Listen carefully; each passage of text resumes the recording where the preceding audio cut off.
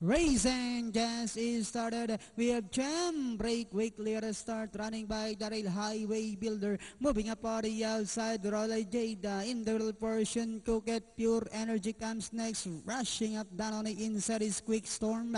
Then next online is Fabiola Blitzkrieg. Prince Dugo, Mike Sam, Lady Wild Reporter. Race the early trailer by about 12 lengths of the leader. And going along for the first turn, we have Highway Builder by about 3 lengths. Coquette is right behind in second. Alongside third comes Royal Jada. Quick Storm is racing in fourth.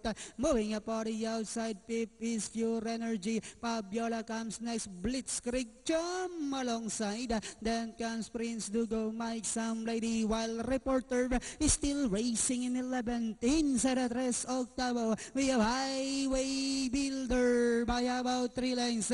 Coquette in second. Royal Jada is down in third. Moving up on the outside, Quick Storm, Fabiola is down in fifth. Then comes Jam down on the inside. Now is Blitzkrieg, Pure Energy, Mike Sam, Lady, Prince Dugo, Wild Reporter is still racing in 11th. And they are now entering the home stretch. Highway Builder, Coquette moving up on the outside with about 150 meters more to run. Highway Builder, Coquette moving up now, and I'll say it's my turn to take the lead. We have Coquette followed by Highway Builder, and finally Coquette, Highway Builder, Fabiola, Mike Sam, Lady, Quick Storm, and Chum for your Super 6.